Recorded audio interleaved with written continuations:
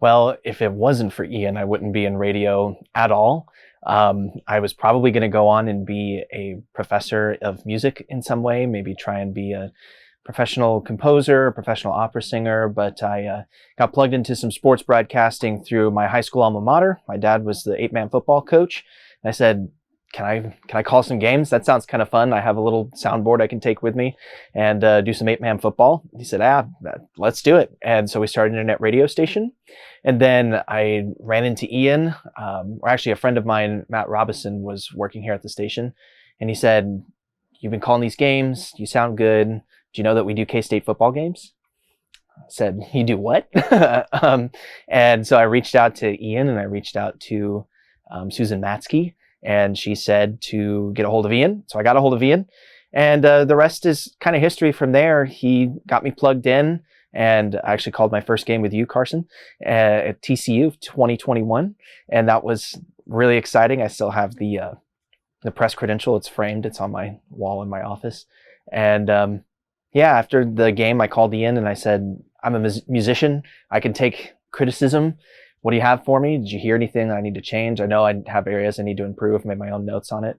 And he said, do you want to do this as like a job? I said, I don't know. I've spent all this time trying to be a professional musician. Do I want to do this as a job? Sell me on it. And so he said, let's talk tomorrow. And he called me, and my wife happened to be, or my fiance at the time, happened to be sitting there in the car, and she listened to this conversation I had with Ian where he said, I think you could do this, and I think that you should consider it. And if I can get you to stay to do a master's degree in mass communications, you don't need any prior experience, and we'll get you through the program. And Anna coughed, and he said, oh, is somebody else there? And I said, yeah, my fiance. And he said, well, Mrs. Van Camp to be, what do you think? And she just laughed and said, if you can do the things that you say that you can do, then I don't see why not. And Ian delivered, and he always delivered. He always just had this, frankly, I don't know how he did it. He just had this absurd way of, he would hear something that somebody would say on the air or do on the air, and he would just kind of vault it. It's like he had a file for each person in his brain, and he could just produce information out of that file and put it back in the file. And that was, I think, part of the brilliance of what Ian was able to do. And so every time after a game, I'd call a game, and I'd always call him afterwards. And I'd say, what'd you think? And he'd say, let's talk tomorrow. Sleep on it. Come back, and then let's talk about it. And so we would. And then we'd always be listening to film. And as I progressed on throughout calling games, he would text me during the game and say, you're using this as a crutch word, just cross it out on your sheet. It's like, okay. And so he was very sparing with kind of the live, as it was happening, make this change kind of stuff. But he always had great notes for me afterwards. And then he always just said, whatever you can take that you think you can do better from the previous game, just apply it to the next game. Don't go back and labor over all of the things that you failed to do in the game before. Learn from that and then apply it to the next game. And that's actually kind of a musical principle. Musicians do that a lot. And that was my philosophy as a musician before coming into the mass communications program. And so that was very, I found it to be very intuitive.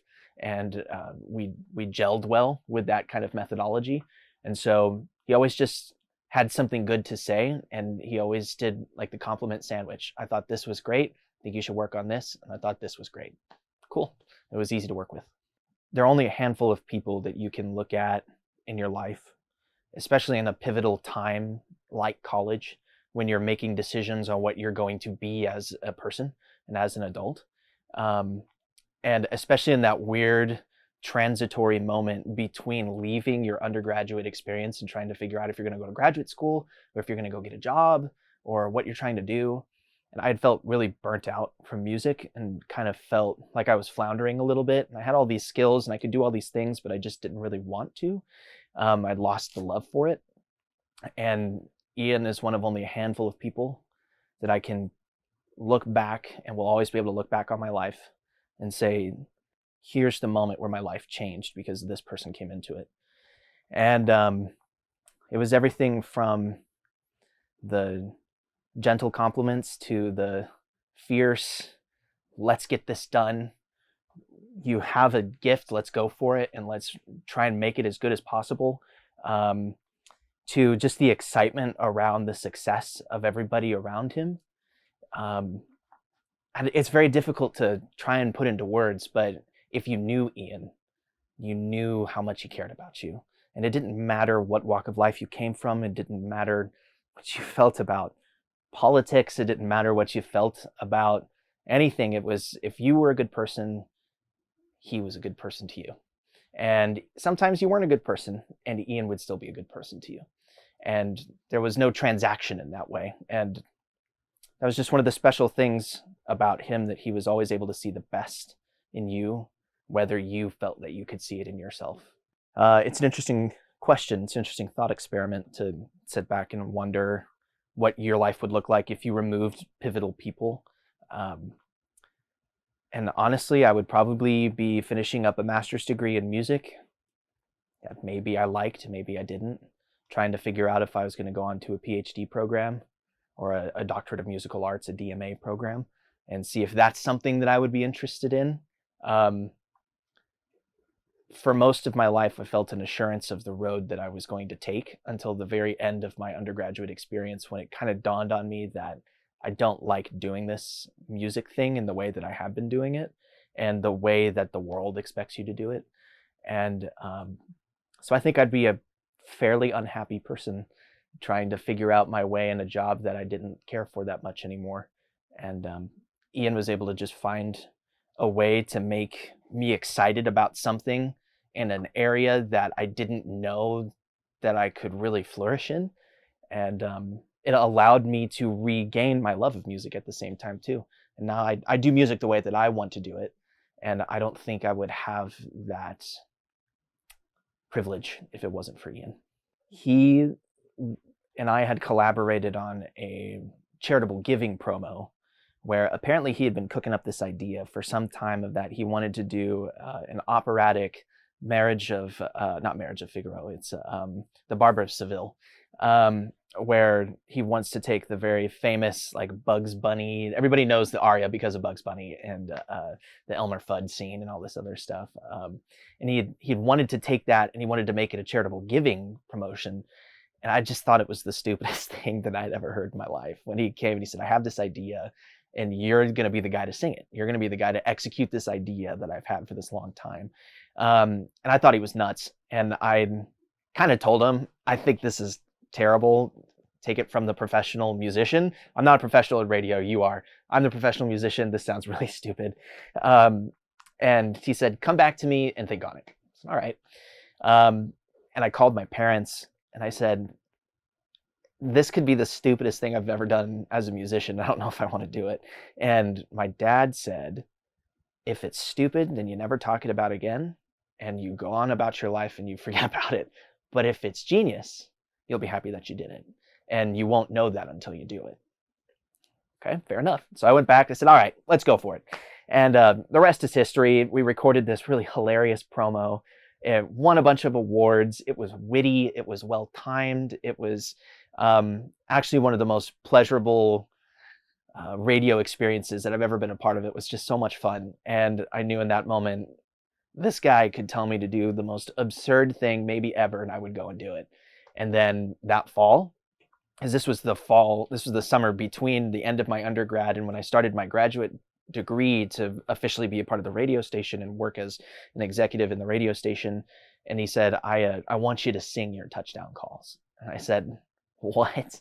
And it just seemed like he had taken the absurdity of the charitable giving Donate Now promo and moved it up a notch and said, I want you to permanently brand yourself around this thing that you can do.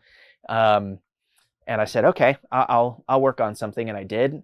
Spent a lot of time doodling around in the shower while driving my car and trying to figure out how I was going to make this touchdown call. And then right before football season, he said, I want to hear it. And I said, no, I trusted you with your harebrained idea around the marriage, not the Marriage of Figaro, but Figaro's in it.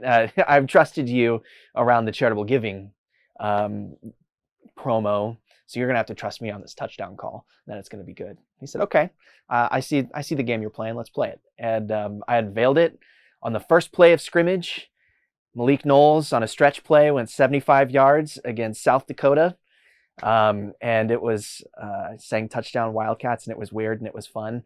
And he called me after the game and he said, do that forever. I said, yes, sir, whatever you think.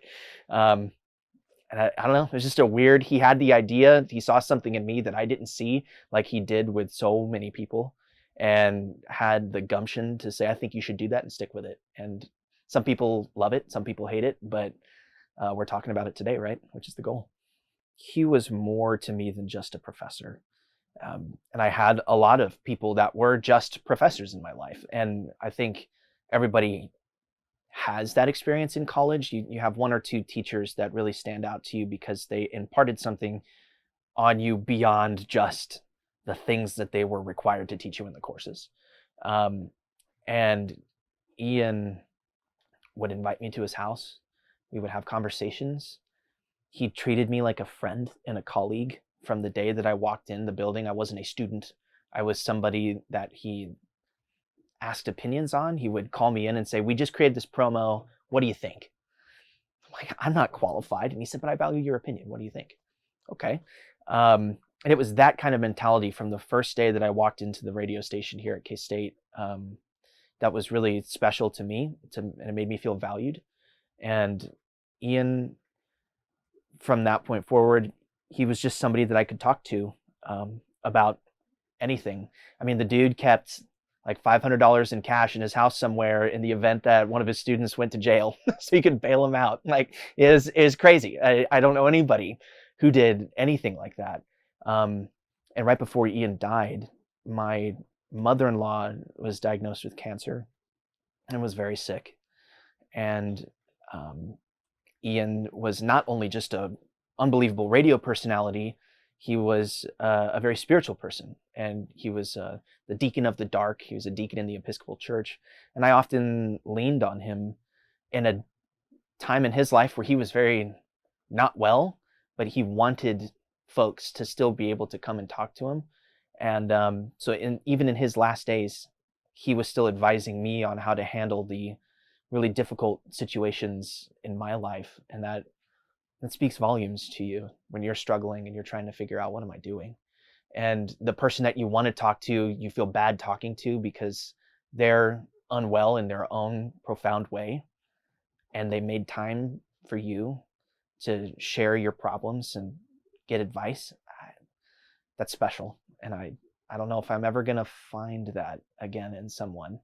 And what a rare gift, what a rare perspective to be able to hold as a young man now going on into my professional career, on how to treat people. And that's what Ian did well, is he treated people well. Kind of the same thing. He treated everybody with respect.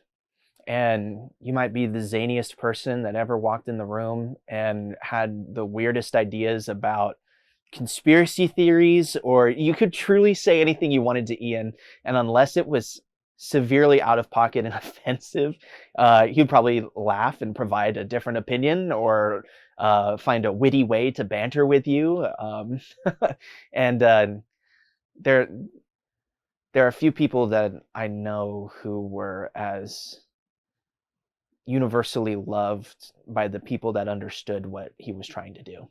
And when he said, come with me, and the people that bought into his vision for the radio station and his vision for what he was trying to do here at Kansas State, it was special. And he just treated people well and with the respect that they deserved. And again, another rare quality to find in somebody who could easily be threatened by the success of younger people and look back and say, why am I not in my career still? Why am I in education now? And it just wasn't that. He experienced every success that every one of us had as if he were us. He lived vicariously through each one of us, and he was pure and honest in that. And that's in a very cutthroat business, you don't find that very often. And that's really cool, the way that he treated people. Well, it started with a vision, and Ian had a plan, and he had a way of executing that plan. He had his own set of deliverables that he had created for himself that he wanted to get people to come in and be a part of that. Ian was also, again, I feel like I keep saying, I don't know if I'll ever find this in a person again, but he he had this unbelievable way of detecting talent in somebody, in something that they've never done before, that they would never have thought to try. And he could just see it. Like, you walked in the room and he saw potential. And it didn't matter if your potential was here or if it was here, he still saw what you could do. And he pushed you to go beyond that. And he didn't push you in a way that was demoralizing or a way that was hateful. He pushed you in a way that was encouraging, in a way that made you feel valued and inspired, and that you were moving positively in a direction. And he just surrounded himself with people that he thought had potential, and then found ways to push all of the correct buttons in each individual person to try and capitalize on that potential. And it was very profound to sit back and watch his management style and see just how many little nuanced changes he would make, or just the way that he would change the way he spoke to somebody to ask them the same thing, but in a different way, that suddenly the light bulb turned on. And he just had a vision, and he knew what he wanted to do, and he knew how he was going to get there, and it involved us. And he was very open about that. And so when we won Best Radio Station in the Nation, it wasn't Ian won it. It was we won it. And Ian didn't want any of the credit, and we forced him to take some of the credit. He was very proud of that. But their Wildcat 91.9 might not even be here today if it wasn't for Ian Punnett and the noise that he inspired us all to make for the benefit of the station and of the university and of the community. So I don't know what more can be said other than that. It left a major hole, and it's a hole that won't be replaced. And it's difficult to say unless you've experienced the death of someone very close to you. That person stays with you forever. There are moments in time that are seared into your memory. There are feelings that you have about that person that you will always associate with them. And I think that's a microcosm of what you can say Ian left here. I walk into rooms and expect to see him sitting there. I walk into rooms and expect to hear him laughing, or working in Studio A with somebody on the newest iteration of some weird promo that he's putting together. I thought I saw him walking on campus the other day, and I had to do a double take, and then I realized it wasn't him. And that's not an uncommon shared experience that I've found other people at the radio station have. They walk in and expect to see him sitting there, or to hear him, or to whatever. And maybe it sounds like, it sounds so strange, I don't know how else to say it, but there's just this gap in that won't ever fully be filled, no matter how hard we try. And I think that's the beauty of it. To me, I think the gap should remain unfilled, because then you forget the man and you forget the contributions that he made. So it's difficult to say for each person, but you move on. You have to. But his presence will always be felt here, I think, from those who knew him. And that's a special thing. I want Ian Punnett to be remembered as a man of outstanding character and moral fiber, somebody who saw the best in everybody and who inspired them to achieve things far greater than they ever thought that they could. And to me, there's a difference between being a teacher and an educator. And Ian wasn't an educator by trade, and he made do with the skills that he had being an educator. But as a teacher, he was unparalleled. And that's how I want him to be remembered. I want him to be remembered as someone who could always be talked to, who could always provide good advice, and who was always willing to say anything and have a conversation with you about anything. my wife and I have been talking about getting tattoos. That's been something that we've wanted to do for a while, and I want my first tattoo to be a quote that Ian always said, and it was as simple as this. You would say something to him that maybe he didn't know anything about or he found interesting, and he would turn and he would look at you and he would say, "Tell me about that." And I, it was that spirit of curiosity that I always want to have etched into myself, but also I want everybody else to remember him by, because he was always asking people, "Tell me about that." You'd say something wild about a conspiracy theory. "Tell me about that."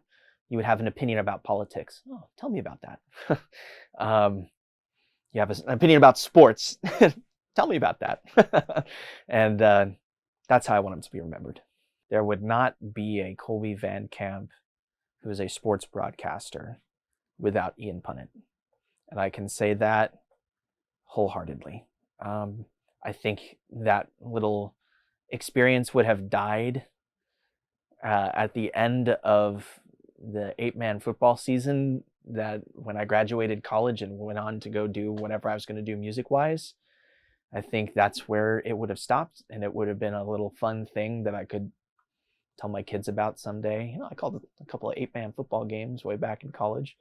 Where I'm at today is directly related to Ian Punnett entering my life. And the scary thing, not the scary thing, the profound thing is that I think everybody that came in contact with Ian in that pivotal moment in their lives can say the exact same thing. At his funeral, that's what everybody kept talking about. I remember when Ian entered my life and it changed in this way. And I think there are a lot of people, you talk about coaches' trees, right? I'm a sports guy, I'm a sports broadcaster. You look at a coach and you see all of the unbelievable coaches that came out of that person's tree. They pale in comparison to Ian Punnett's tree. And I think that's a testament to the person that he was. But I can say without any fail that I would not be where I am today without Ian Punnett. Ian was always looking ahead. He always had a plan, and he always was pushing you to move ahead to the next great thing that he could see for you, and he was helping you achieve it. And so I think if I had to put it to a single phrase, it would be, the best is yet to come. And I think everybody that feels the loss of Ian still knows that because of the training they received from him, from the connections that they got from him, from the faith and value that he placed in every one of us to be authentically who we are, I think all of us can look back and look forward and still say that the best is yet to come. And that's a gift. I know too many musician friends that were gifted as could be and burnt out and hate themselves now because they lost that belief that the best is yet to come.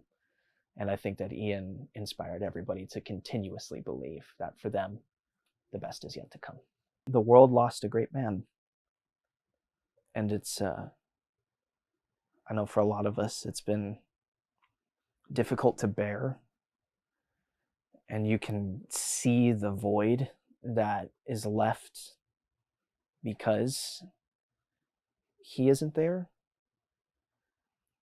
But it's a profound blessing to me that I don't have any regrets with him. Often when somebody dies, you look back and you say, I regret that I didn't get to say this, or I regret that we didn't get to do that.